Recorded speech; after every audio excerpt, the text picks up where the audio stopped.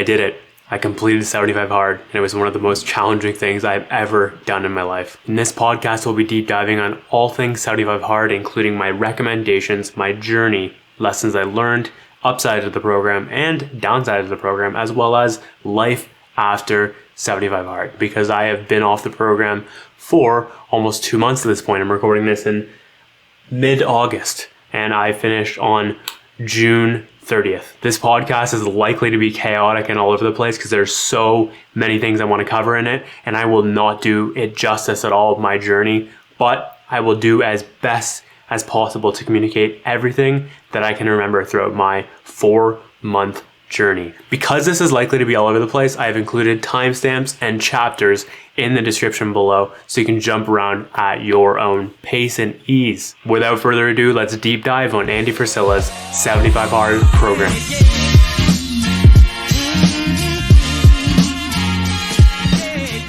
First things first, what is 75 hard? It is a mental toughness program designed to change you fundamentally by the time you complete it. It is not a fitness challenge. It is not a TikTok trend or challenge. It is a program designed to pump you out a different version on the other side by completing 5 critical tasks every damn day without deviation, without compromise. You just must execute on these things without wavering. The daily tasks are: number 1, take a progress picture. Number 2, drink a gallon of water every day. Number 3, read 10 pages from a nonfiction / personal development / business book, but it needs to be nonfiction. That's the key portion there. And number 4, follow a meal plan. And within that, you cannot have any alcohol or any cheat meals whatsoever. I'm talking like no chocolate chip, no sip of alcohol, like straight up nothing, no deviation from that whatsoever. And number 5, work out twice, and one of those workouts has to be outside, and both have to be for 45 minutes plus. So it's intense, but it's very simple and very practical because it seems a lot bigger than it actually is. And once you actually get into the program, you start to realize, oh my God, like this is insanely simple, insanely practical, but we complicate it what the essentials are typically as human beings. So I know there's a lot of health things in here, and Andy's talked about this in the past, how it's not a health challenge. It's specifically about what's going on up here. And if you're on audio, I am touching my brain and my mind, hopefully. And it's just about leveling up the mentality, because yes, you will experience physical transformation like I did. Yes, you will feel a lot better on like a health level, but specifically what's going on is you are transforming your mentality, and that's why it's called a mental toughness program, not like a health challenge. And it's 75 days because, well, long story short, he just talks about how 30 days, 21 days, those types of shorter challenges, quote unquote, are not enough for true transformation. And for me, I spent 4 months total in this program, back to back with no breaks, with 3 L's.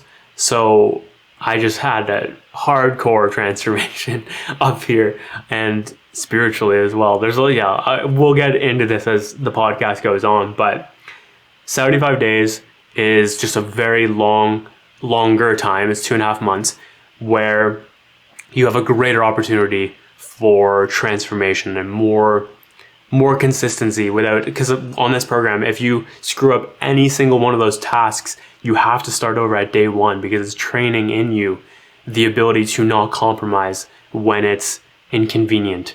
It forces you to execute in the face of all circumstances, really. It just doesn't matter what's going on externally. All that matters is, what can I do today? What can I control?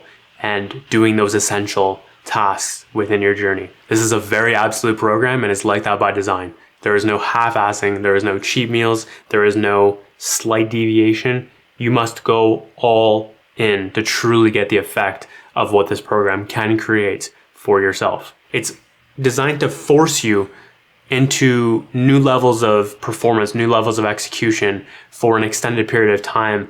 And it just shows you like how much more you are capable of. It's about, for me at least, it was about like entering into a new version of yourself.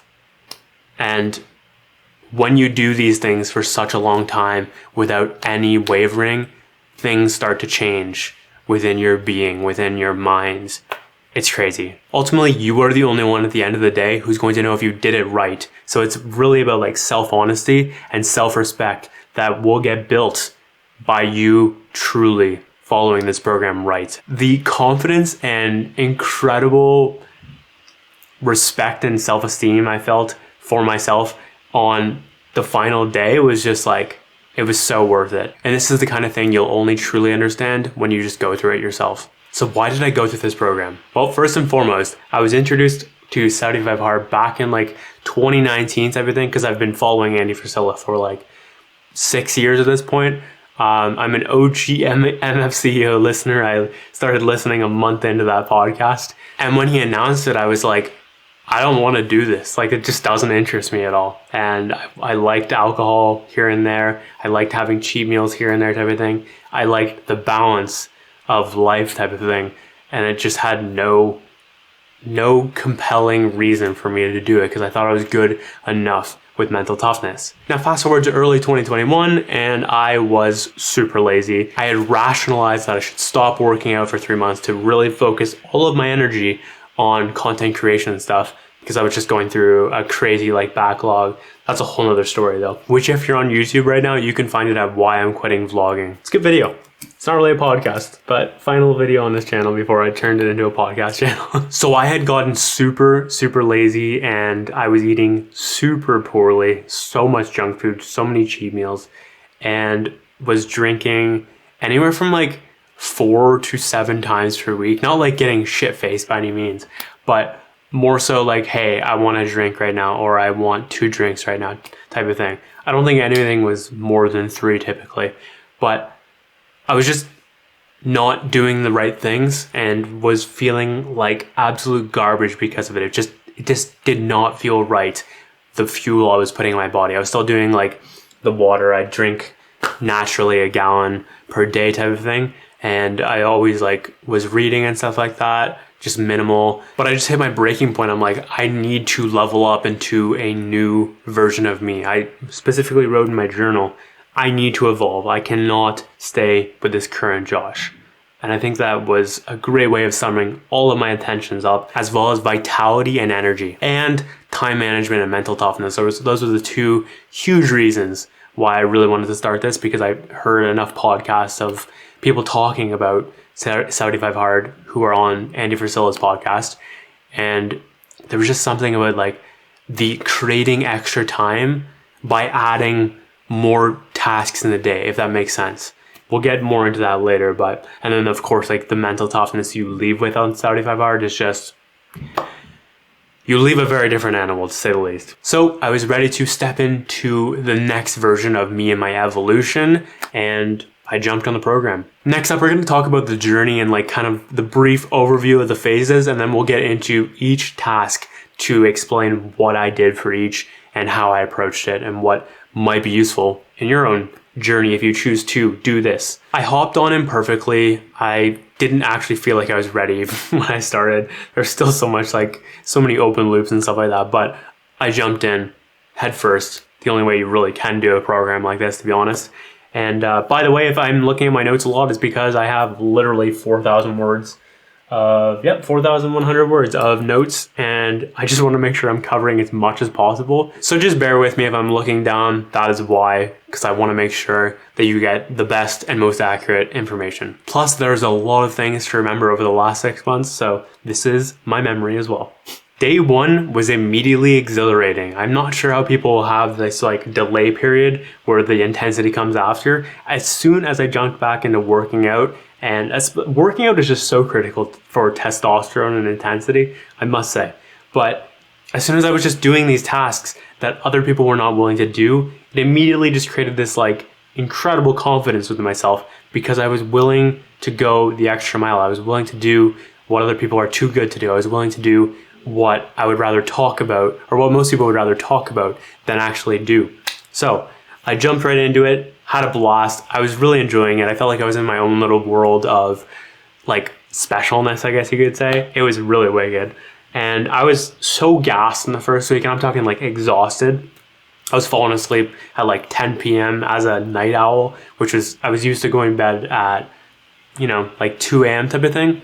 But I was just so drained and so exhausted from exerting all of this extra energy that I was just like collapsing so fast and so early in the day. Like I remember I was reading a journal. It was like 4 a.m. or 4 p.m. I am dying. And this has been like this for the last 6 hours as I write at 10 p.m. type of thing.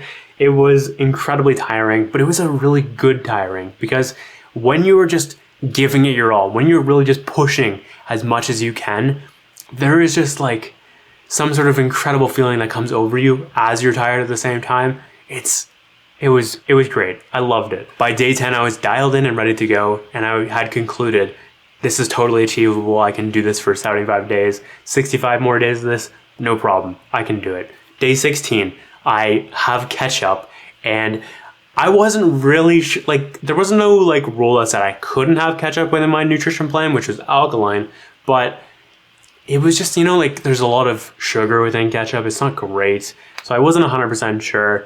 I darted back and forth and just kept swaying back and forth between, do I restart? Do I stay? Because I really wanted this, like my ego was like, yes, you have to do it in one run. And I was like talking shit to people, talking shit to my one friend, for example, who was on 75 hard. And I'm like, dude, I'm going to outpace you type of thing. You have to like do this, because if I'm going to do this, I'm going to do it in one run type of thing. And yeah, very, very humbled very fast, because I ended up, after days of contemplation, I was like, screw it, we're restarting, just to be honest with myself and make sure I'm doing the run properly so I can experience the benefits that this program creates. So that catch up, even though it wasn't a clear yes or a clear no, it was just a little bit too gray, and I decided to restart for honesty purposes, and I'm very glad I did. So then I restarted. It hit 15 days, and on day 15 of attempt 2, I wasn't 100% sure if I drank a gallon of water. I usually had crystal clear measurement, but I just didn't for whatever reason, because I like started with half and then tried to like re-up it later, and I was just like, I don't even know what my measurement rate is right now. So I didn't drink, or I possibly didn't drink enough. I'm not still sure, but we're just going to pretend like I didn't. And because I needed that absolute like, yes, I did this, and I couldn't say that. So I felt guilty about it, and I didn't fully restart. But then I hit day 30 within that run, aka day 15 again. I was only on 4 hours sleep, and I read 9 pages, and I was like so convinced I read 10, and I didn't double check. And then I checked the day after, and I was like, motherfucker, I only read 9. So that was a clear like, hey, you need to fucking restart type of thing. So I did again. By the way, if you're wondering why I hate myself, I'm trying to train swearing out of my system. So now we're on attempt 3. Now, after 25 days of executing, I started to really go deep on simplicity and detachment and focus and all of these other things that I just felt like I was being spread too thin. And I was mentally over the program at that point. I had become so sick and tired of the mandatory, like, you have to do this every day type of thing, that I just like was just over it. But it didn't matter. I still had to execute and follow through, because I didn't want to just quit halfway. I wanted to make sure that this is worth all of the effort and time I put into it. Plus, I couldn't have talked the shit I talked and then just not have done it. Like, I needed to follow through and execute regardless of how I felt. So I did. So the next 50 days were monotonous as hell. They were so boring. They were so exhausting. But that's a period that trains you so much, because you're just over how you feel and you just do anyways. To do that for almost 2 months straight is crazy. And then eventually, as I neared the end of that run, for the last week, I finally got like more juice again and felt more alive and excited and stuff like that. And then closed out strong, and it felt incredible. And if you want to watch the final day, there's a vlog, which I will link, which is intense, and it gets you a very clear picture of exactly how I was feeling on that final day. So it was a hell of a journey. I came out a very different person than when I started, and as I like to call him and reference it, Josh 2.0 came out from 75 hard. So I'm very appreciative of Andy Frisella for this program, because it just fundamentally changes you when you're doing all these things every damn day, regardless of if you feel like it, regardless of if things are easy to do, regardless of if it's convenient, regardless of if it doesn't, like, it just doesn't matter. You just have to do it. And that is a powerful place to be, and it trains you. It just cultivates such a different level of mental toughness when you can do that. Like, if you do this program correctly with no deviation, no cheats, no nothing like that, you come out as a very different being. I can promise you that. And it's going to be challenging. It's not going to be easy, but it will be worth it. There were so many days where I just did not want to do this stuff, but I just made sure I did it anyways. And doing that consistently, it just changes you. It just changes you. It's hard to understand until you actually do it. So go do it if you're called to.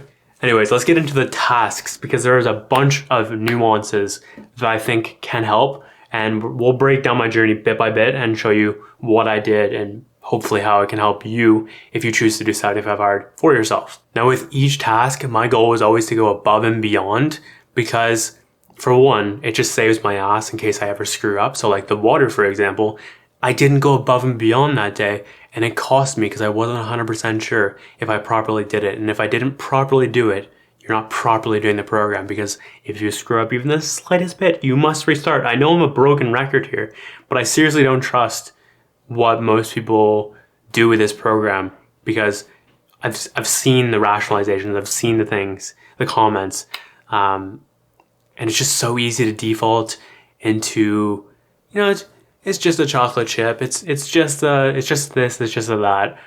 But those decisions, those moments are when you truly cultivate the person you're trying to be. I also do one more rep to push myself past where I think I should be, type of thing. So like, example, running today. Instead of stopping at my house, I go a little bit longer, because it's just like that one extra thing. Instead of like stopping at a certain rep count, just do one more rep, like physically do one more rep. Like if you set out to do 10, do 11. Trust me when I say winners go above and beyond. And if you want to be a winner, which I do my best to practice the things that the winners do.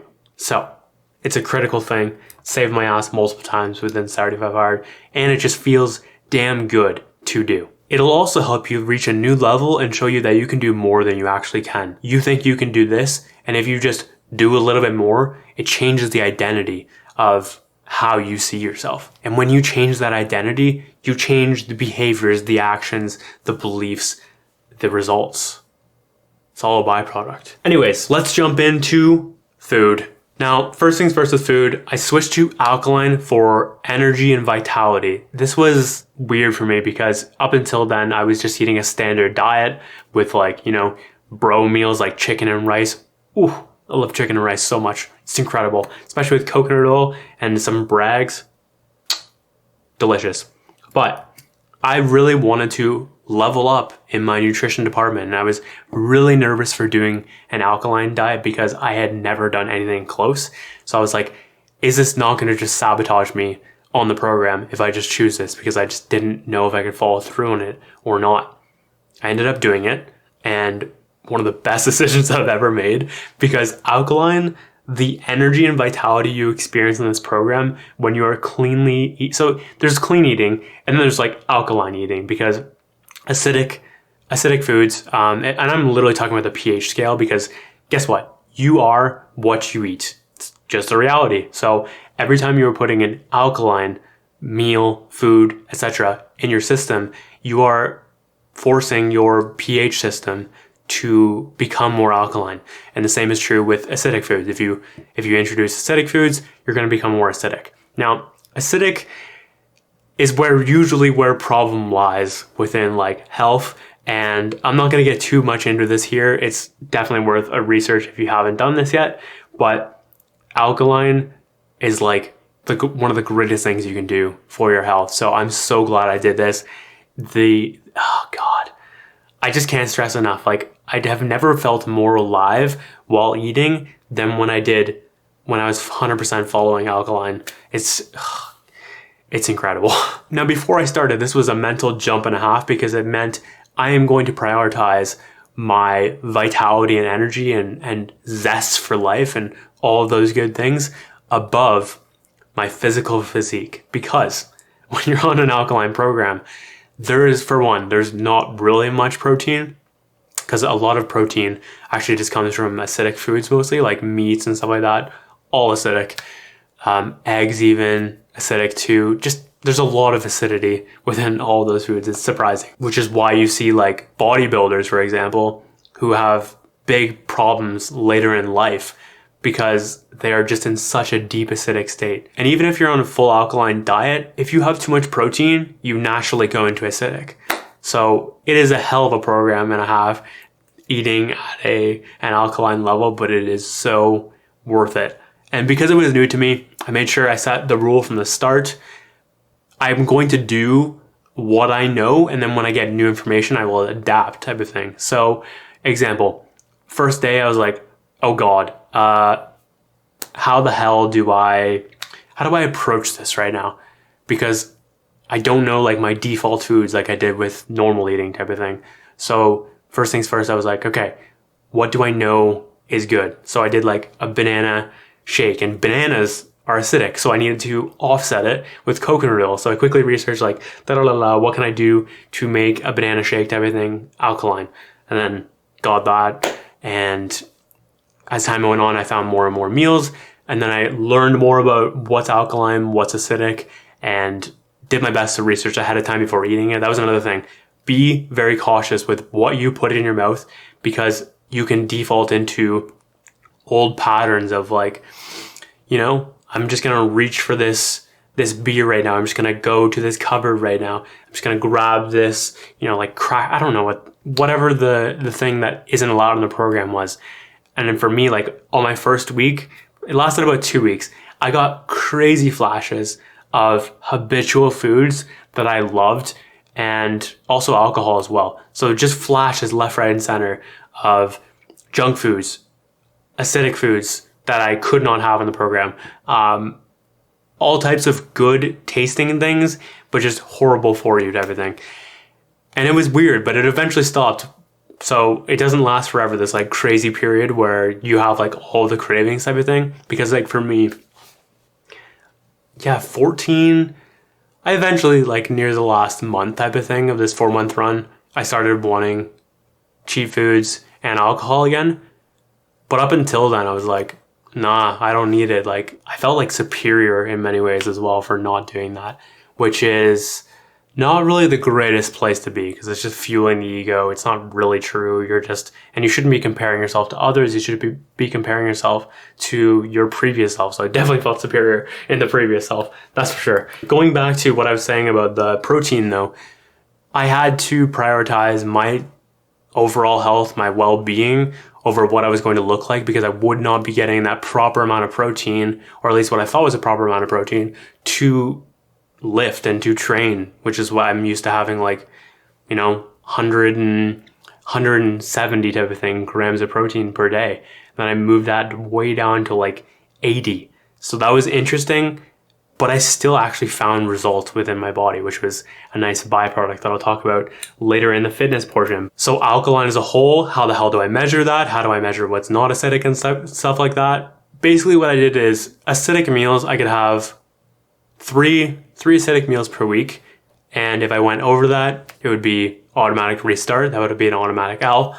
And to measure the alkaline versus acidic, it's like what the net alkalinity or net acidity is of that meal. So like, for example, if I had, let's just use the smoothie example again, because it's a good one. If I had a banana and strawberry smoothie, if I add the proper amount of coconut oil, which is like a healthy fat, that offsets the acidity to make it more alkaline.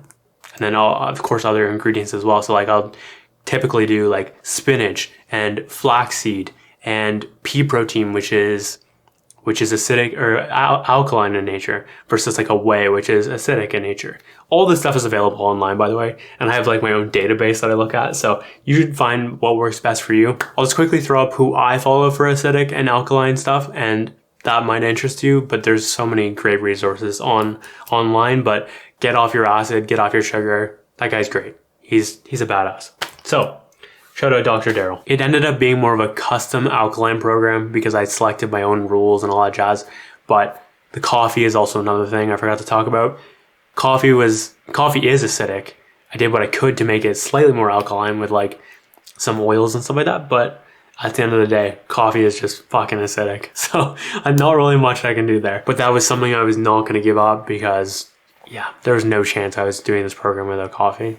Zero. But again, you can customize based on your goals. And coffee matches my energy and vitality goals. I can say that for sure. So it's not the easiest thing to measure, alkaline versus acidic, but the reality is I was doing way more than what other people do for their health portion or their food portion of this program. So I felt pretty damn good about it. But in general, I just did my best to ballpark it while being honest with myself, because it can be so easy to just default into like, yo, I'm just going to have like a little bit of acidic of something. So for acidic foods, I just tried to keep it to cheese, egg. Basically, obviously, cheese is not like the healthiest by any means, but I saved it for omelets. So that was basically my thing. Eggs, omelets, etc. Potatoes were usually added to that, and those are alkaline at the beginning, and then they turn acidic after a certain period of time. So that was my go-to like alkaline, or so that was my go-to acidic meal and I would have that like 3 times a week type of thing, or 2 times a week, and the other one was I could have like beef jerky or chicken and stuff like that, or ham within the omelet type of thing. It was just little things I set up for myself, because it's not like a cheat meal, quote unquote. How it's operating is, and why I even set up this like 3 thing. It obviously seems like, hey, what the fuck? Like, is this guy just not cheating? Oh, nice. I just lost the elastic. But the alkaline diet is prescribed as an 80-20. So it's going to be 80% foods are alkaline and 20% are going to be acidic. And if I'm eating X amount of meals per week, 3 is going to be under that 20%. So we're golden. TBH, I have no fucking clue if Andy would think this is legit, but I didn't do this for Andy. I did it for myself and for my growth. So there is like, at times I just feel like, did I actually properly do this based on what Andy's talked about? But he's just like throwing his own expectations on, so I can't get too wrapped up in his storylines and his narratives. Like, we'll get to the yoga later on. I'm not so sure he would think yoga is legit, and yet, I don't know, man. I also just don't appreciate that he has drank Diet Coke in the program, or is smoking weed in the program. So there's definitely some slight wiggle room, but you have to be honest with yourself and make sure you are not cheating your own self. At the end of the day, this is really about self-honesty, and you have to be accountable to whatever you choose and whatever program is designed for your goals in mind. It's all about reverse engineering. And that's the case with this. Like, I could have easily chosen the normal route for food and stuff like that, but I decided I need to reverse engineer exactly what I'm seeking, which is not to look like a fucking beauty and to be a complete bro on the physique scale, but rather to feel alive at such a strong level and to really tap into that inner energy and really let that come through. The energy is just bananas on it. I highly recommend alkaline. If you're going to do a program like this, please do it for your own sanity and for your own sake. I know this is a very long-winded way of explaining all this, but regardless of the program, I still was lean bulking. So there was a ton of fats, like healthy fats.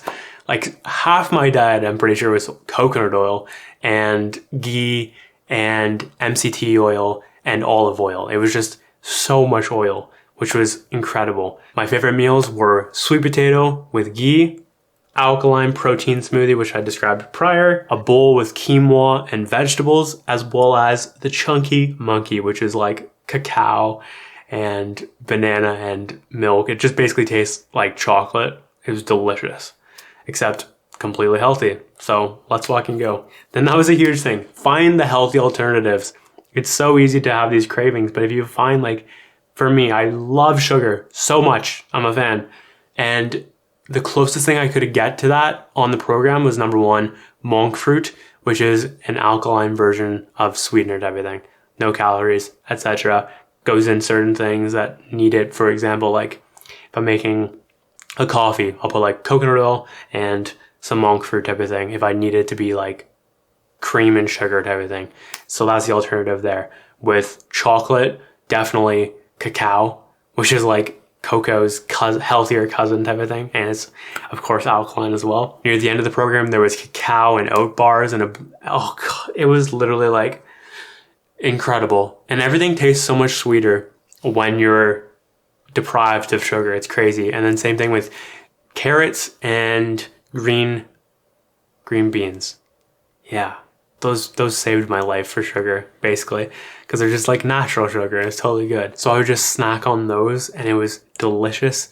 And it's funny, after eating sugar again after the program, these things don't seem sweet at all, but at the time they were like the sweetest thing. And it was like perfection. And I just inhaled just vegetables left, right, and center on the program. It was life-saving. Now, by the time the program is done, you may not need cheat meals at all. Like, for the longest time, I was like, screw cheat meals, I don't need it. But then as I got closer, as I said, I wanted cheat meals, so I have cheat meals now. But the difference now is that I'm the one in control. Food is not in control of me. And that's a very important nuance and distinction that once you experience it is like, Jesus Christ, you just become completely empowered actually with your food choices and how the things you put in your body. It's like, does it serve me? Does it not serve me? And like, which one do you want to choose? Which identity do you want to choose? Which kind of person do you want to be? Do you want to be the person who is inhaling McDonald's, or do you want to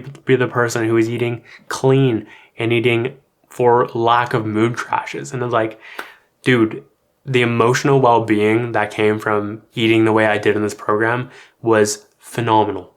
And I experienced just so much physical energy, but also emotional well-being. My mood like leveled out instead of being like all over the place from the food I was eating. Less brain fog, more mental clarity, more focus. It was powerful. And I cannot say the same with acidic food. Very similar thing with alcohol as well. I started calling it liquid weakness about a month into the program type of thing. I just stopped needing it. It just seemed like a distraction, something that slowed me down. I still feel like that. And that doesn't mean I don't drink anymore. I definitely do. But it's a lot less. And it's, I feel more in control. Bonus, I also typically do intermittent fasting every single day on this program. But it wasn't like a requirement. It was just something I chose to do. Because I've been doing it for, an eternity at this point. Literally since like 2017. Next task, workouts times 2. 45 minutes each. One of those has to be outside. So with each fitness task, I am making sure I do a little bit more, always like 46 minutes minimum type of thing, to ensure that I'm doing this 100% right. For me, my goals were again about energy and vitality. So with this specific task, I chose yoga, lifting, and walking/running for my outside portion of it all. My initial planned schedule was going to be 3 times a week. This is for 3 times a week, I would lift. 2 times a week, I would do abs. And then 2 times a week, I would do yoga. But I loved yoga so much that near like halfway type of thing, I just switched to every other day. I would either do yoga or lifting. And then the outside portion was always going to be walking or jogging or running. Now this task is the one that takes up the most time, and it's also where 9 to 5ers are like, I can't do this program. But if you set this up in the correct way, you can definitely do this program. I promise you. I tried so many different schedules for this program. Literally, I think I tested out 20 separate ones. Most of those experiments came within the first 2 weeks. And I tested out having it first thing, having it later, having it completely on the opposite. So like workout 1 right as I wake up, workout 2 basically before I go to bed, all the way to having them back to back midday, which apparently is not the ideal way to do the program according to Andy, but it was behind a paywall. So how am I supposed to understand that information if I don't read the 75-hour book first? So by the way, recommendation, I would recommend that you definitely check the book out ahead of time. But as soon as I did go through it, which is the final week, then I started doing the 3-hour rule, which is between workout 1 and 2, you must have a 3-hour gap, and it is useful for time management purposes, but you're still going to build tremendous skill on time management without it, because trust me, like my time management skills just skyrocketed throughout this program, and I did not follow that rule in quotes, by the way, for almost any of the program. I definitely recommend you place your workout first thing if you have a 9 to 5, and then when you come home, so do your first thing, whether that's like lifting or whatever the case may be, do the hardest one first, and then do the slightly easier one after. So for me, it was doing a walk or a jog or a run, and I would do that later at night. And I just really enjoyed like pushing things later. So my favorite breakdown was definitely sticking with the later night workouts, and I would do, like 5 p.m. type of thing. I would roll around and I would lift, or I would do yoga. Typically I did my workouts back to back, because it was apparently about like, it's easier doing back to back. That's fucking bullshit. It's not. It was very challenging for me to do back to back. And it also, talk about time management, the reverse is also true as well. If you do it back to back without any break in between, that for me, it just like eliminates procrastination. It's like, okay, I'm doing this, then I have to do this. And it's just like, you just cannot procrastinate on this program, or else you're going to end up like what I did multiple times, which is 12 a.m. walks type of thing, or 12 a.m. workouts. I think the latest, I did 12 a.m. lifting session and like a 2 a.m.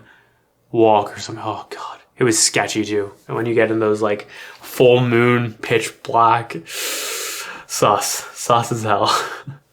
But it's just 45 minutes though. It breezes by. You think it's going to be so much longer than it actually is, until you start doing it and you're like, okay, 45 minutes was just gone in the snap of a finger.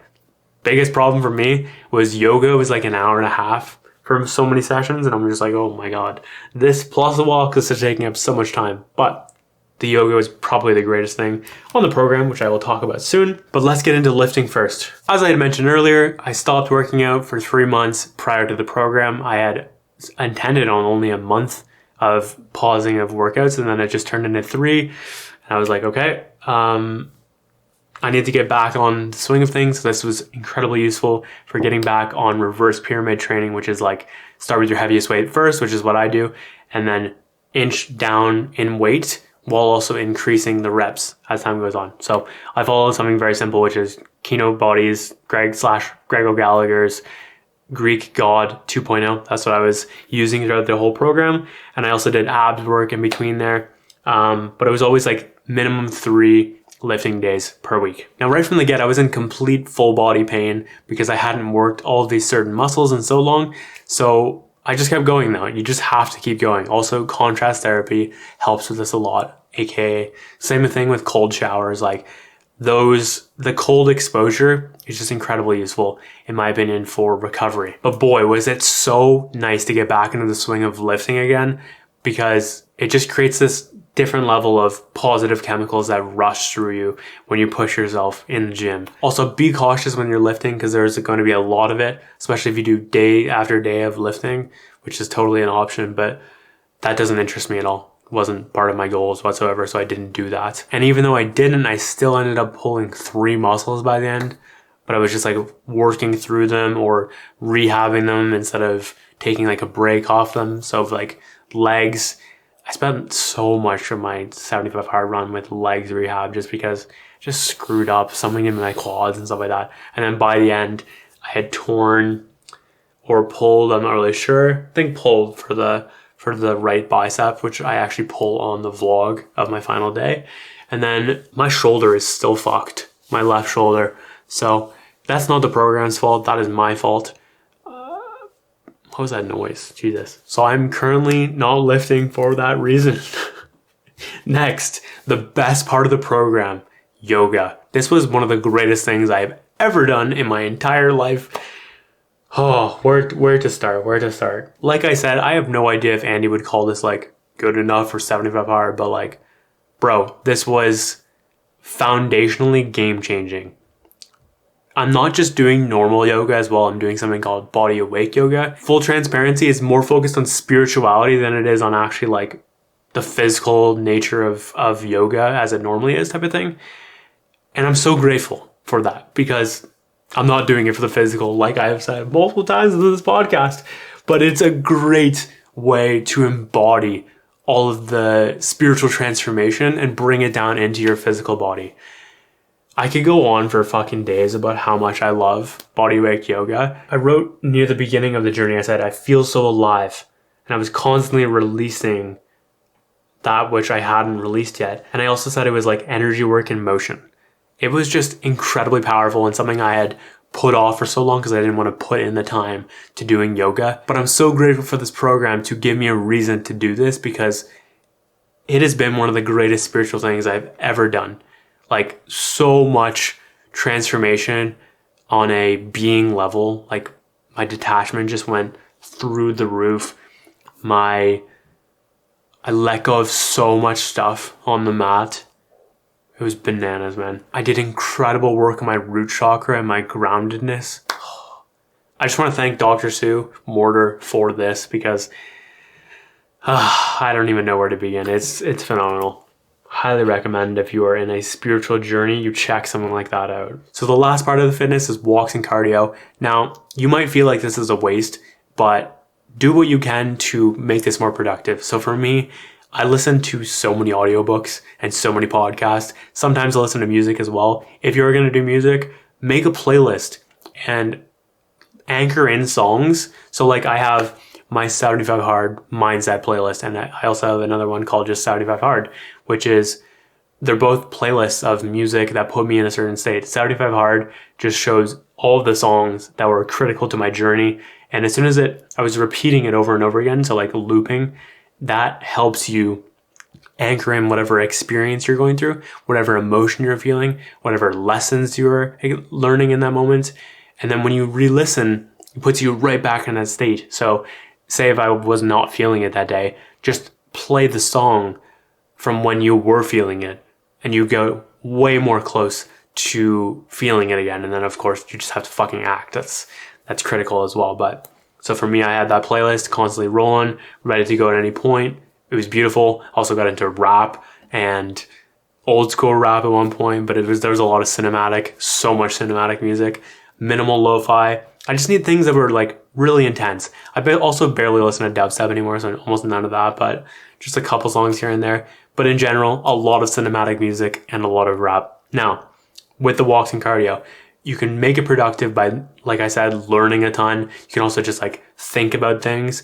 Ideally, you do a powerful walk. That has been like a slightly clarified thing by Andy of recent, but what does he do? He does fast walk type of thing.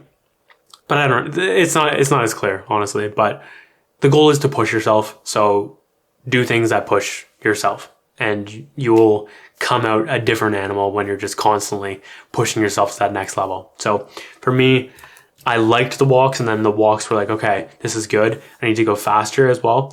And I also sometimes actually purposely, I was like, I need to go slow right now to practice my spirituality and my presence, because that's a whole nother skill in itself.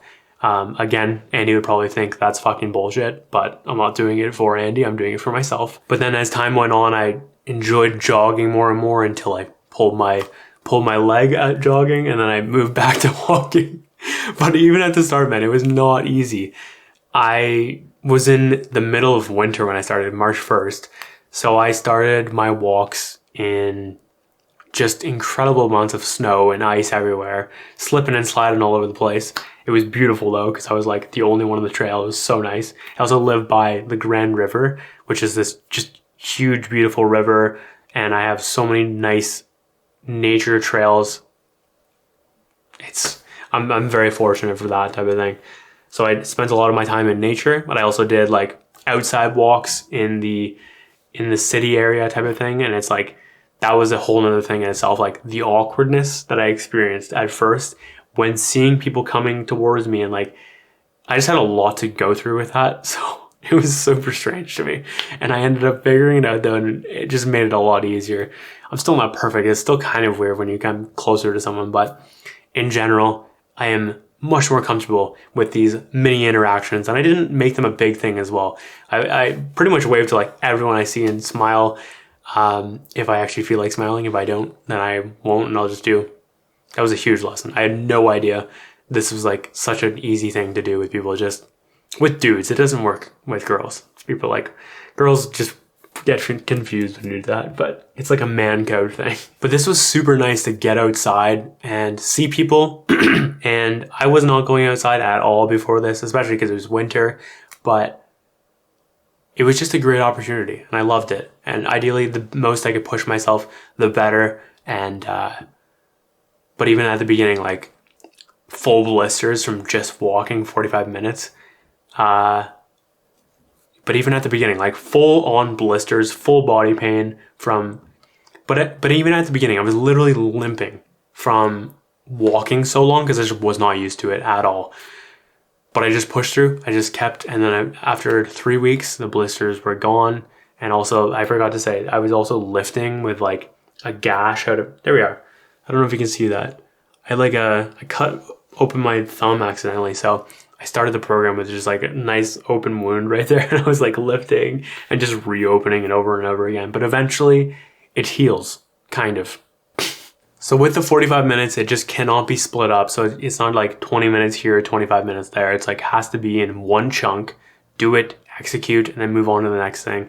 Like I said, 45 minutes goes faster than you think it does. And by the end, you're like, geez, that was really good and I feel so much better. And it also can be used as a huge reset. Like if you're feeling tired, like I'm getting mentally tired right now as I record this podcast because we're about an hour and a half of me recording right now. So after this, I might go for a walk after or do something to just reset my mind. These walks / power walks / jog / runs, they are incredible for your mood. The runner's high you can literally achieve when you're going fast enough with walking. And for me personally, I just feel so much more intense after I've come back from a cardio session outside for whatever reason. It just raises my testosterone. It allows me to ruminate on ideas and lessons and what I'm thinking about type of thing. It's also a great opportunity for you to just think and just listen to what's going on. Too many benefits to count with walking and too many benefits to count with cardio.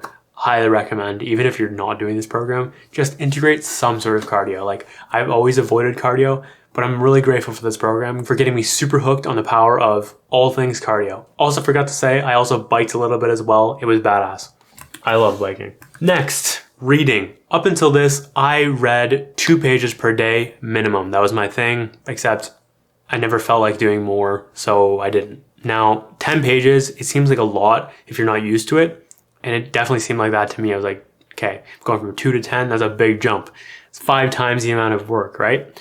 Except by the time, like kind of like the workout, by the time you're done in 10 pages, you're like, geez, that was fast. Like for me, 20, 25 minutes. And that's coming from a very slow reader, by the way. You can do so much faster than me. It really depends on like the way the book is set up and the readability, how many words I know within the page type of thing. Because if I don't know something, I kind of have to like find that out. It also depends on if you're taking notes. Highly recommend you do both of those things. You take notes, you think about what you're reading, and you research any words that you don't necessarily know, because it allows you to integrate the material so much further on all counts right there. And don't half-ass pages either. So like if there's like a small amount, that doesn't count as a page, you know. That's something I did earlier on that I corrected in my final run. I was like, Jesus, I'm being lazy as fuck right now. Like, I need to count a full page, and it needs to be like a solid, and it needs to be a big enough book. So like after I realized how fast this task could go, this quickly became one of my favorite things on 75 Hard, because I 5x'd my pace. I was getting through 5 times the books. I ended up with 7 books completed. And here is the order I read them in. We first got Influence by Robert Cialdini, Relentless by Tim Grover, Happy Sexy Millionaire by Stephen Bartlett, On Writing Well by William Zinsser, Jab Jab Jab Right Hook by Gary Vaynerchuk, Art of War by Sun Tzu, and then 75 Hard by Andy Frisella. Now, this book, you should definitely read it before you start the program. Why? Because there are rules inside of this book that are not discussed anywhere else. And honestly, it's just invalidating to get to the end of the program and be like, are you telling me I didn't do this right because you didn't clarify it? It just pissed me off with certain things. But if you do this program right, you should not give a fuck what Andy or anyone else thinks of your run, because It's not their journey, it's your journey, it's your run. It's something between you and the person in the mirror that you're looking at. These are all badass books. I love them all. And we are switching over here because I am dying in battery. One of those invisible rules was pick a book and make sure you complete it before moving on to the next. Now,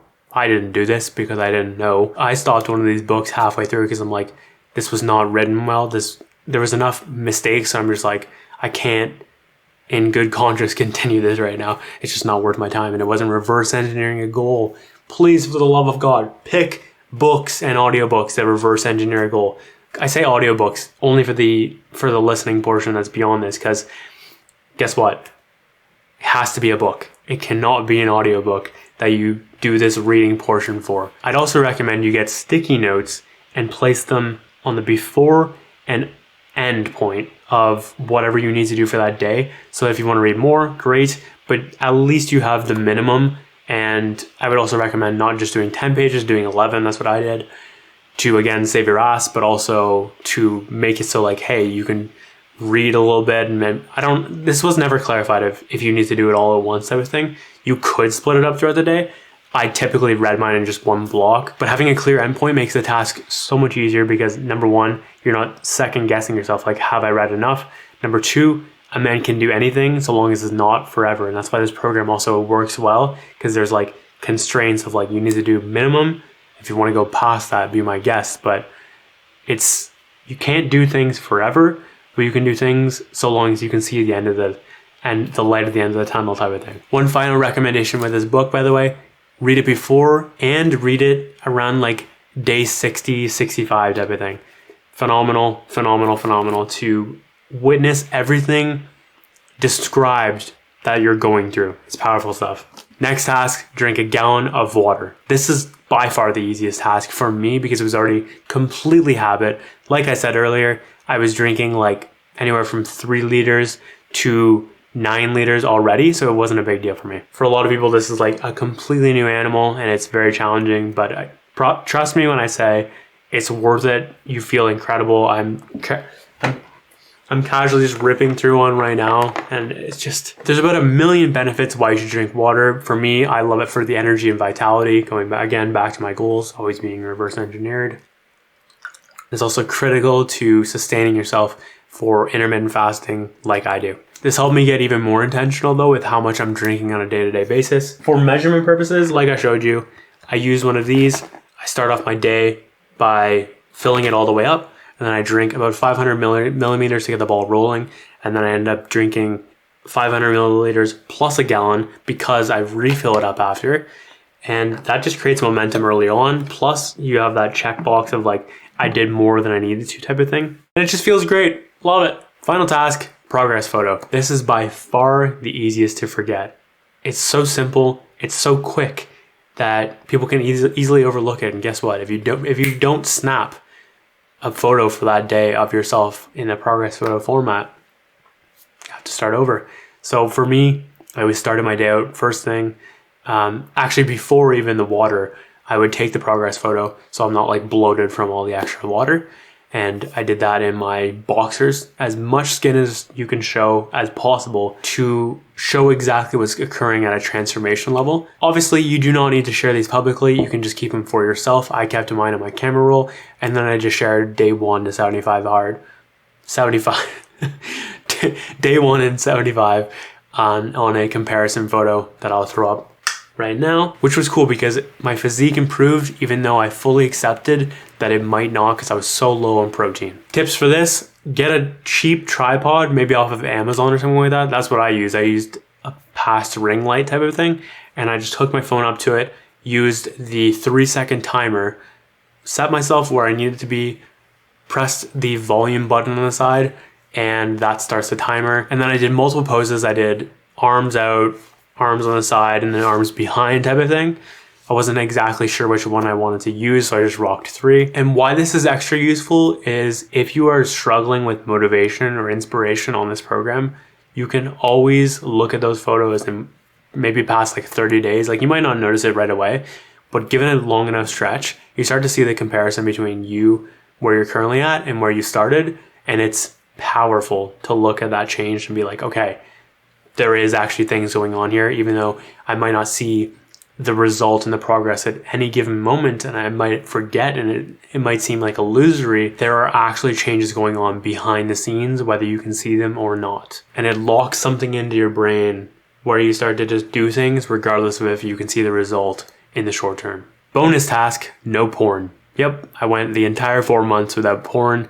I'm sure, I did see stuff that would quote unquote classify as porn, especially at the beginning when I was more on social and stuff like that. But I never sought it out. That was the key difference there. Like, there was no visits to the hub type of thing. This is something I've kept up consistently way past the program because it just feels great. You know, the closest I've got to screwing this up, I haven't been to like the hub in literally like 6 months now. It's crazy. But the closest I got was last week. I looked at an OnlyFans and I was like, it was just like nudity, so softcore, but still, it was just like, this does not feel right. There's something that's just so fucked up about you having this instantaneous access to seeing people have sex. It's just,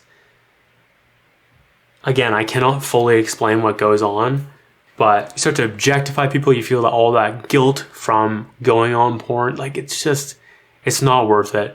And I find that my sex drive I haven't lost sex drive. But when I think of girls now, I don't immediately think of them as like a sex symbol or a sex object or whatever. There's less fucked up storylines flooding through my mind, but I feel like my mind is less corrupt and just more genuine now. There's a lot more humanity in me from stopping porn. So highly recommend that if that interests you to include it. But I also didn't make it like I have to do this on first 75 hard. It was more just like, please do this, but if you screw it up, you don't have to start over type of thing, which is useful to tag on those optional but highly recommended tasks. Other random recommendations before I move on. Number 1, do what you can immediately to build momentum. For me, that was water and progress photo, but for you, it might be like right away starting with that workout, but just do whatever you can to get the ball rolling immediately, and then it's a lot less hill to climb type of thing when it's like 9 p.m. type of thing. Also related, just do things earlier than you think you probably should, unless it starts conflicting with like your magic time or work type of thing. I totally get that. Like, this is why I moved almost everything late, because I just got my most effective work done from, like 6 a.m. to like 4 p.m. type of thing, and then moved on to the 75 hard stuff after. Take naps. This will save your life. I promise you. You'll probably be very exhausted at some point. Just take a 20 to 30 minute nap. Even if you don't fully fall asleep, that just resting will do so much for your mind and your body, and you'll return to whatever you need to do afterwards, and at such a greater effective rate. And then my most important recommendation of all, triple check everything you're doing. Every time I failed, it came from not checking myself enough times. By the end, I was literally checking 3 times to make sure I did something, because throughout the entire thing, I was so scared of screwing it up, and I would literally go to bed fearful that I had not done it. So to give myself peace of mind, I went through the checklist before I went to bed and made sure that I triple checked every task to ensure it was complete before hitting the pillow. And this actually saved my ass one time specifically. I had not finished my progress photo and I could not fall asleep. So I was like, what happened? So I re-went through it and everything. And I was like, oh my God. I looked at my camera roll. I hadn't taken a photo. So I quickly did that and then went back to bed, and then I fell asleep. But Jesus Christ, that was scary. So please triple check everything. That's how the water thing happened. That's how the book thing happened as well. Sort of the catch up, but not really. It's critical. So doing these 5 tasks every damn day, whether you feel like it or not, it changes you. You receive the tremendous benefits from doing the tasks themselves. So for example, the incredible mental clarity of rocking a very healthy nutrition plan, but also doing these things every damn day with perfect consistency, whether you feel like it or not, that leaves you as a very, very different being. And the combination of those two is so powerful. So powerful. Personally, there were tons of tasks and tons of times that I did not feel like doing any of it. So for example, like the workouts, those I felt like doing the least, and yet I just still did it anyways. I didn't pay attention to my feelings. I paid attention to my standards and followed through whether I was in the mood to or not. And those types of things grow you so much and teach you so much. So let's get into the lessons and growth points, shall we? Time management wise, you start to realize how much you are wasting your time. It's bananas. You think this is going to cost you so much more time by adding these things, and it actually ends up saving you time because your effectiveness goes through the roof. You start to look at a task and be like, you just whittle it down to its essentials, or at least that's how I felt in my own personal run. And it just allows you to, it forces you, because you're limited on time, to really focus on what is the most critical task? What is that one thing? What is the true essential? And you don't have time to waste on the inessentials, because if you do and you procrastinate and you spend time in the wrong way, you end up at like potentially failing the program because you'll push it way too late, or you just won't manage your time effectively, and then you won't get what you need to get done for that single day. You'll start to realize you can do so much more than you think you can, because when you're pushing yourself, even so, like workouts, for example, I would be like dead exhausted and just push myself. And I'm just like, how am I even capable of doing this right now? I should be like in bed because I'm so tired, and I'm like hitting PRs. It just makes no sense. But when you push yourself further than you think you can, you start to realize that what you think you can and what you actually can do is a very, very different spectrum. Of course, be strategic and smart about how you're executing and when you're executing, i.e., like maybe that wasn't the greatest idea to work out when I'm half asleep, and maybe it would have been better if I had done it earlier when I had more energy. But again, like you can do things like naps. I highly recommend naps, by the way. So good. But really, if you just do things in their proper time, you will thrive in this program, I promise you. We are all so much more controlled by our bitch voices than we think we are. Now, I thought I was really mentally tough. I thought I was bigger and better than I thought I actually was. But when you do a program like this, you start to realize how everyone is enslaved by this voice that tells them, I can't, and it just rationalizes all of these lower standards. But it seems so real, and yet it isn't. It's a complete illusion. It's just your lower self keeping you down. There's like, and he talks about this, the bitch voice and the boss voice. And you can think of it like your lower self, your higher self. And as you progress throughout this program, you start to realize how many people are just enslaved by their bitch voice and their lower standards. And honestly, you just stop caring about their standards. Absolutes create absolute change. You want to guarantee something, push yourself to the absolute limit. That is why Andy's, I think, set this up like this, because it just forces you to change in a certain way without almost like a chance of you not coming out of this with a different set of mind, a different body, a different being towards you. Enjoy the challenge now. Boy, do I wish I would have embodied this earlier. I got to the last day, I'm like, damn it, I should have enjoyed more of the grind of things, of the challenge, of the pushing myself past, because it's not as fun. But the reality is, I am so grateful that I did, and I wish I would have enjoyed that more. Plus, the cheat day that I experienced after was just like, it just wasn't that good. It was like, damn, why the hell did I not enjoy this so much more throughout the past like 50 days of just pure grind? Long story short, enjoy the challenge, enjoy the process, because this is what creates that incredible version of you that comes out of this. And it's, have fun with it, I definitely did a good job of having fun, but I could have had a lot more fun, and I could have appreciated it a lot more as I was going. If you are locked in with no options, you will find a way. This was huge. There were so many times where I was like, okay, I don't have a choice right now but to do this. And guess what? I found a way to execute, even though it wasn't necessarily like easy, or it was uncomfortable, or conditions were not perfect, because they're not. And that was another huge lesson. Conditions will never be perfect. You are never going to have things 100% aligned. The stars will never be fully aligned. There are always going to be inconveniences. There are always going to be things going on outside of your control that are like chaotic in nature, but you need to focus on order within what you can control. And doesn't matter what's going on outside, you'll just execute anyways. You'll find that way if you give yourself no option but to just execute. I'm going to quickly run through the upsides of the program, and then we're going to go on the downsides of the program as well. Upsides: you become an absolute weapon. You master your inner bitch. Your consistency gets insane. You have no choice, so you execute.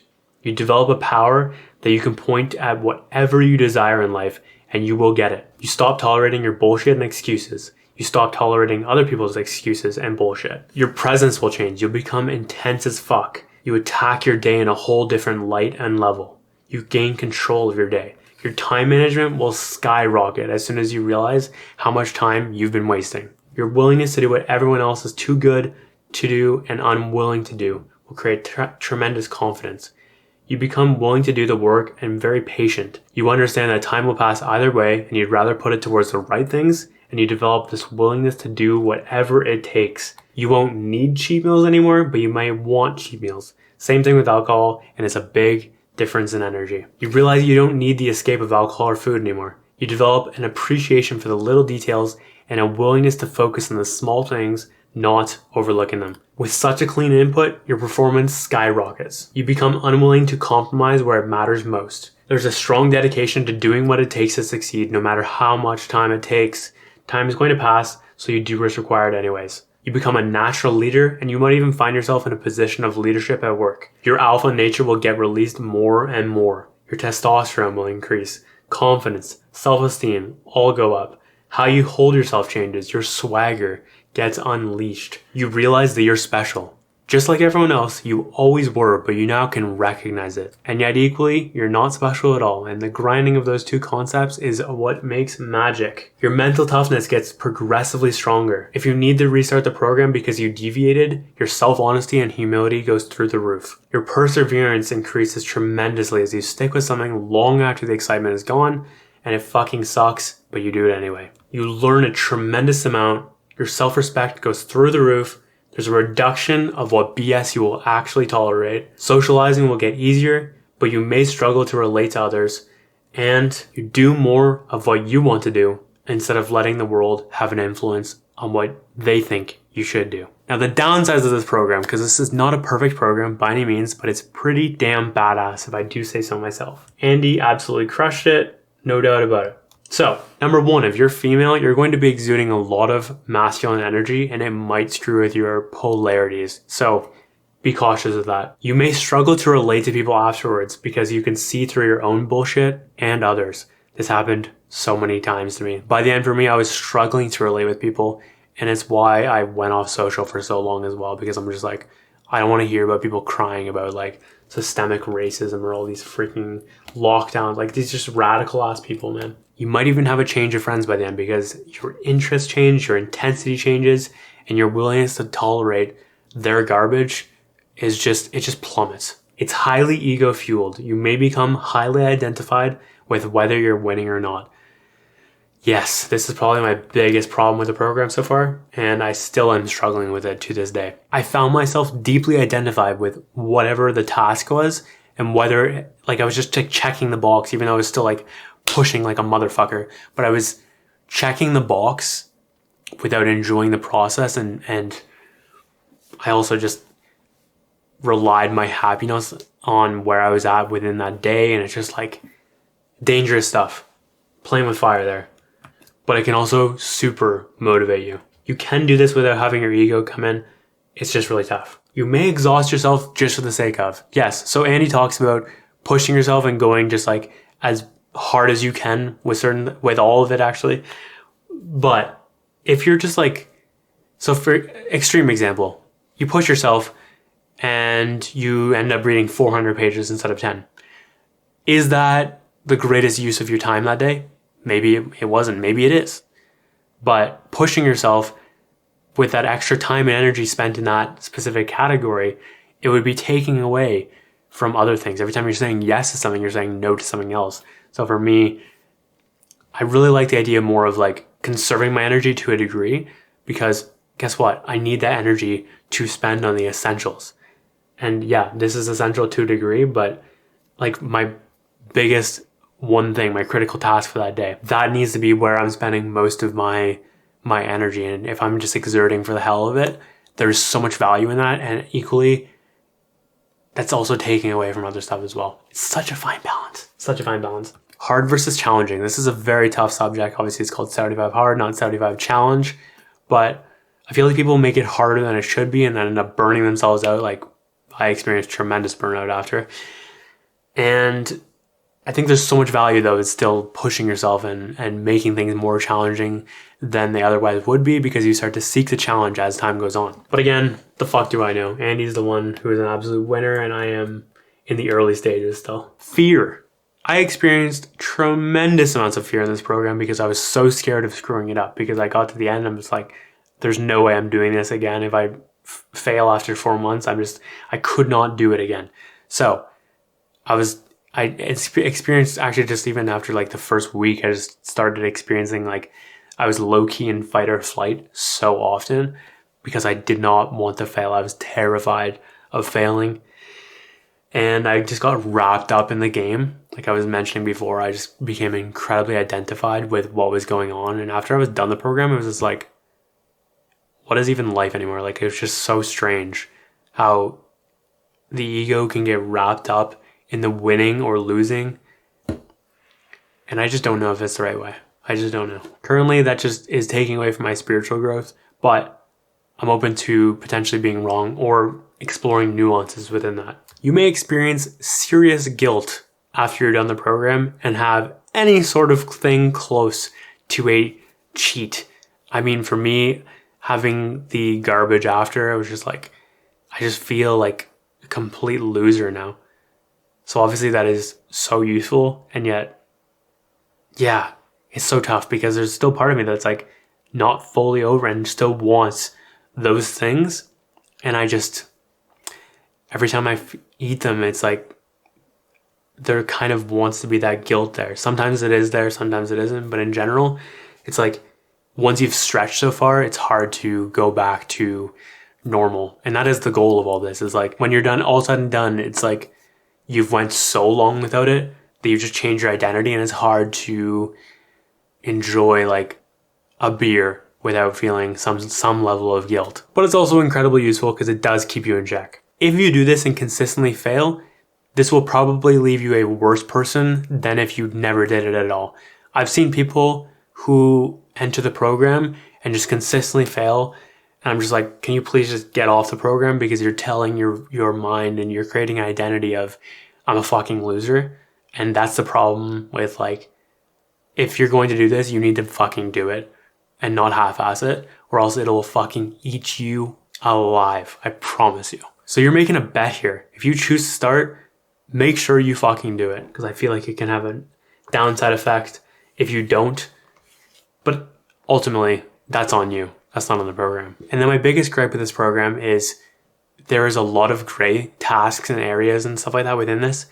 And Andy will come on his podcast and kind of just like discredit what everyone's done because he didn't clarify that it should have been done a certain way. And he has apparently owned up to this recently, which is really nice to see. Because, for example, like apparently you can't walk.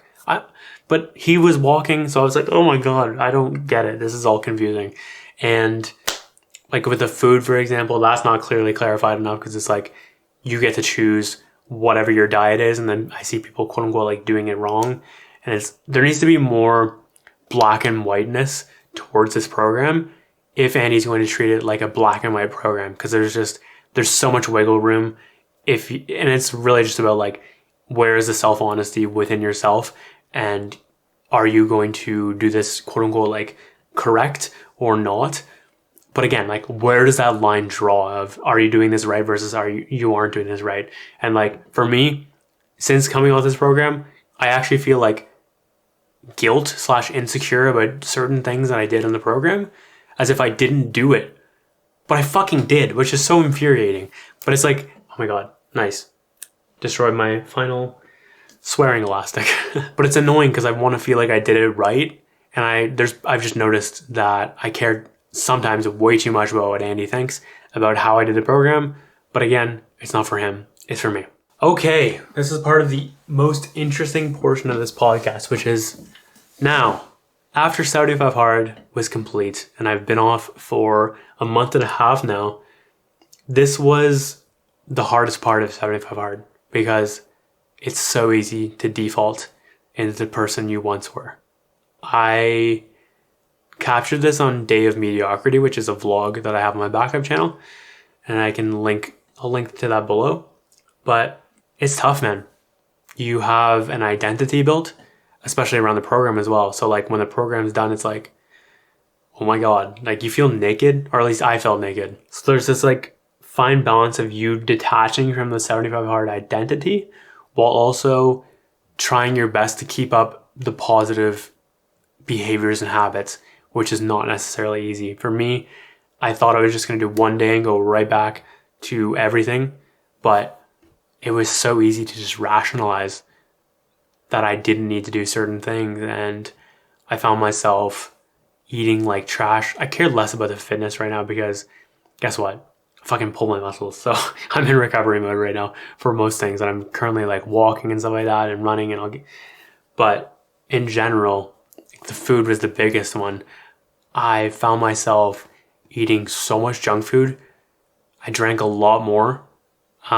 I got drunk for the first time in 5 years because there's the problem, I think, with this potentially is that there's such a pendulum swing, and either I didn't build my identity strong enough, or it's just like a natural identity or pendulum swing where you feel like I can't, I can, and then you go all the way over here. So like I haven't got drunk in like 5 years, but I was so like hungry for alcohol that I allowed myself to drink more than I normally would. And I found myself like, instead of just having like a cheat meal, it was like multiple cheat days. And I was like, Jesus, like this is not normal even before the program. So that's kind of been a weird thing. And I wonder if I am not doing things well enough, or I didn't do things well enough on the program, or if this is just a natural part of life. I'm still trying to figure this out. This is all very confusing to me and very in real time as we speak. Granted though, August has been a lot cleaner than July, so I'm grateful for that. A lot less cheat meals, a lot more health, more activities as well. And it's been good. You know, like it's been weird letting go of that ego that I developed on the program, and also humbling myself after like, hey, I thought I was the fucking shit when I was done. Like I'm just gonna pretend like I just can't anymore with this. I'm swearing all the time, but I thought I was a top dog after it was all said and done. And then to have such a piss poor month like July was in terms of health definitely reduced that ego and being like, hey, okay, I now understand more so what people are going through. So that was good for my compassion and humility. By the way, I still call alcohol liquid weakness. I just think it is. Like people just default into it when things get hard. And I feel like it's a cause for a lot of problems within our world. It's been, in my own experience, I've seen it have tremendously bad impacts on families and situations and all types of stuff, man. It's not good.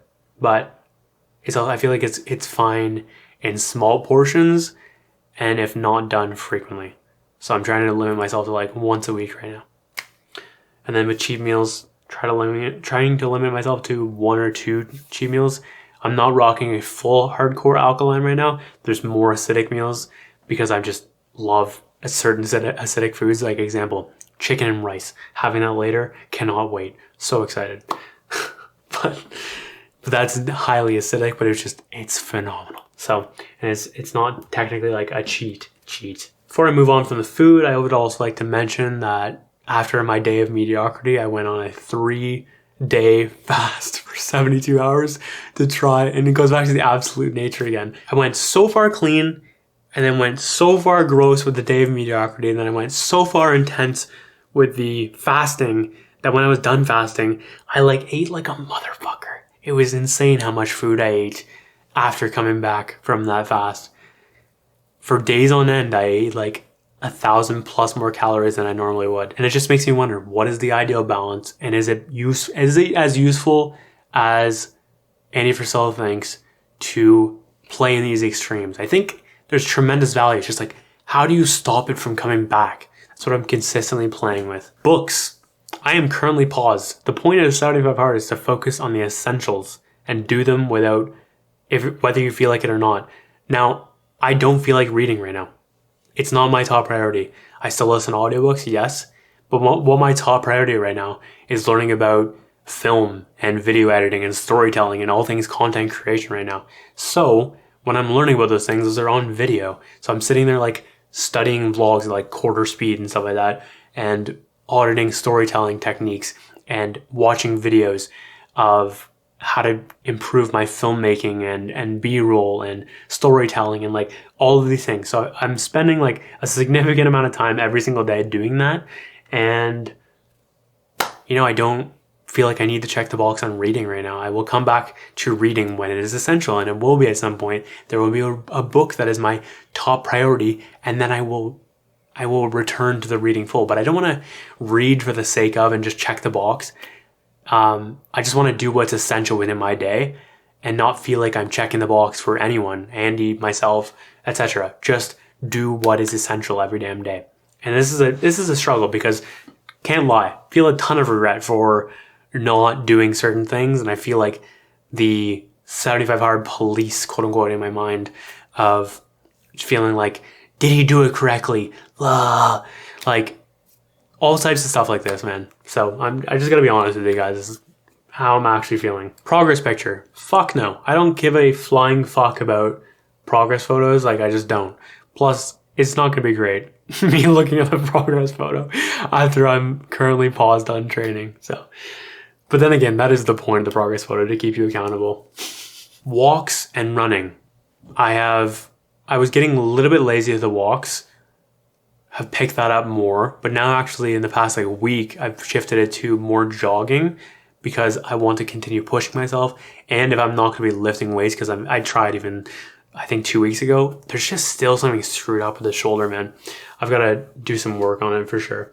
But with the jogging, it just feels tremendous to push myself. And the other thing with time with these, it's so nice to be able to go for a walk and not feel like I have to go for like 4 hours type of thing. Okay, not 4 hours, but 45 minutes. Now, almost every day I am doing some sort of activity, whether that's like running. This morning, I went for a literal 10-minute run. I just cranked out at like 2.5 kilometers in 12 minutes, I think it was. And I just got myself sweating and I was like, sick, this is awesome. I didn't want to push myself anymore because I knew I had other stuff coming up. So quick and easy and effective and just giving it your all to everything, and then return home. Again, still some guilt of like, shouldn't you be doing more, Josh? Like, it's so true and yet it's not true. Like, I'm already gassed. I'm pushing myself to my limit. I can't run as it is. So I'm trying to get better at that. The walks, incredibly useful for resetting and making myself feel better. Also tremendous for audiobooks and podcasts. Calls as well. Doing calls on walks, highly productive. Yoga. Have definitely returned to the fold with that. Not as much as I would like to, but I'm still executing like a couple times a week, and then same thing with everything else, a couple times a week for that too. But yoga, man, yoga is just something else. And when I go too long without body weight yoga, I can feel a dip in my spirituality. I start to like identify too much with the physical and less with the spiritual. Also, yes, I am probably going to lose part of my physique that I built in this, but it is part of just the recovery process, unfortunately. Thankfully, with the running and stuff like that, I should keep it a little bit down. But granted, I have gained 7 pounds in the last, basically everything I lost, I gained in terms of weight. So, the balance of things then. So now the big question, am I going to do phase 1 and live hard, which is the rest of this program? And the answer is no. I'm going to focus on finding my ideal balance on a day-to-day for max happiness and performance, and construct things based on my essentials, not what Andy tells me the essentials are. Now, obviously, Andy is literally the GOAT for mental toughness and an absolute weapon in business and stuff like that. And there's an absolute place for what he's saying about don't customize things And yet, customization at its core is critical because there's no one size fits all. And for me, I am in the mood to do things my way, not how others want me to do them. And I feel like extra rebellious right now. So I'm just going to run with this and continue asking myself, like, what is the ideal thing to do right now? Instead of like, do I need to do this? And there's a fine nuanced balance right there that I think is very important for sustained execution without burning out. Because if I continued on like this, I would definitely burn out. I'm so over doing stuff because I have to, not because I want to. Now, they say if you do 75 hard right, that you'll be seeking more challenge and you'll reflexively go into phase 1. For me, phase 1 is like just a metaphor for that. Like, that hasn't gone away. That continues to be with me. I still am seeking challenges out on a day-to-day basis. I love making myself uncomfortable and pushing my comfort zone and expanding that just a little bit more, living on that edge more and more every day. And phase 1 is not that challenge for me. My challenge is definitely sales and content creation. And those two things, if I can pull these off, like, and I will pull them off within time, but those are my big things to tackle right now. I don't need another program to go through.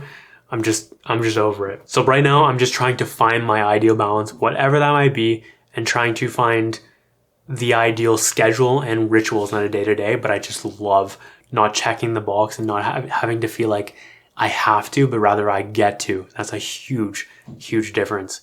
For me, at around like day 30 of my final run, I was just so over the mandatory nature of things, like specifically like all of my rituals.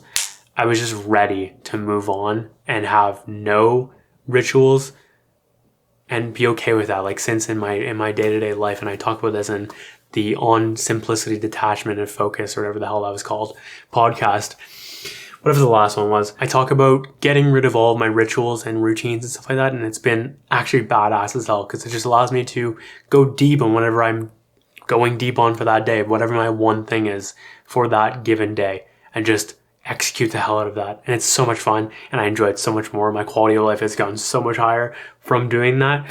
And ideally, in a perfect world, also keeping, good habits in place, but keeping them optional. It's really helped me with my detachment and my chillness, which I really, really enjoy. Like, I feel so strongly about this that I actually stopped doing the power list because I just wanted to focus on one top thing and execute my day, or reverse engineer my day around exactly what I'm focused on. And I don't want it to be too many things. And I felt like very spread out on 75 hard, even though it was tremendous in so many different ways. And I'm just so over being spread out because I've tried this for years on end and it just has not worked out the way I want to. Granted, there might just be something I'm missing with that, but I don't know. I'm just not interested in other people telling me what the things I should do on a day-to-day basis are. Like, I don't need to work out twice. Like, that has nothing to do with my goals whatsoever. So I pick my rituals, I pick my stuff right now based on what are my goals and what is going to bring me closer to that. And I think if you do 75 hard correctly, it just lays the groundwork for that. And for me, phase 1, live hard, just not a thing right now. Maybe eventually, but as of right now, definitely not. In conclusion, this podcast was all over the place, like I said, and it went long as hell, like I expected. And I know I dogged on Andy a tiny bit in this program, or in this podcast, but I am so grateful for the opportunity to go through something like this and how much he has helped me with this program and all of the training he has given us for free over the years. Again, free program, free training. Andy, you're the fucking man. I hope you know that. And even though you don't need to hear it, you obviously do know that. But man, I'm so grateful because this left me a very different being, even though I still am faltering in certain areas. My life goes on. I will figure it out. It's an ongoing experiment, this life thing. And I'm grateful for the system and framework you provided. And again, all of the lessons you've allowed us to learn through this and through your podcast and stuff like that. I love you, man. Now, I don't feel like I'm Josh 2.0 in the same way that I was when I came off of the program, but I'm going to be doing things to return to that form. Specifically, probably sales is going to get me there and some other stuff. But I think you should do this program if you want to unleash your greatness, if you want to tap in to the next version of yourself and unlock even more newfound potential. because it will happen. You will go through the system, and if you do it correctly, it will leave you a different person. I'm telling you, you have the time for this. Do not tell me you don't, because it is just a handful of hours a day. It ends up being like 2.5, I think. Realistically, you have 2.5. You have more energy and more time than you think you do. And when you go through something like this, you will start to realize this for yourself and for others as well. It's a very simple system. It's just 5 critical tasks. Basically, eat good, drink good, read good, and then just work out a little bit. It's not really that complicated. It is way more challenging than you think it is, and equally nowhere close to as simple as you think it is as well. You will likely make excuses for why you shouldn't do this program or why you can't do this program. And I'm telling you, it is just your lower self, it's your bitch voice going through it most of the time. But odds are this is the exact same voice and the exact same excuses that are going to hold you back from fulfilling your potential. So whether it's 75 hard or something completely different, you need to tackle that bitch voice. And this is a great way to do that for an extended period of time. And it leaves you with the bitch voice mostly silenced. And you start listening to a different voice after. And if you don't change the voice you're listening to, that bitch voice is going to follow you everywhere you go and stop you from reaching your true potential. When I started my 75 hard journey, I began with 4 other people, and guess who made it out? No one except for me. So that was not for anything other than they listened to their bitch voice and didn't get far enough to ingrain the boss voice. And I highly recommend, even if you screw up, restart immediately. Don't even let yourself get comfortable. That is exactly what I did. As soon as I screwed up, I'm like, okay, next day, like without any deviation whatsoever. And it just changes you. And I know I'm a broken record about this, but people do not understand consistency like this. The only thing that's going to dictate whether you do this program successfully or not is which voice you listen to. Your boss voice or your bitch voice. Guys, I hope this episode was useful in giving you insight to what I went through, as well as what you might do if you choose to go through this program as well. It's not perfect, but it's damn badass. And if you choose to go through it, I would love to hear your stories after. If there's one thing I learned on 75 Hard, it is that conditions will never be perfect. So do not wait for a perfect time, because it is never coming. The stars are never fully going to align, and you just need to execute in the face of all that, because you are so much more capable of greatness than you think you are. Go conquer that 2.0 version of yourself, guys. My name is Josh Moxey, and I will catch you in the next one.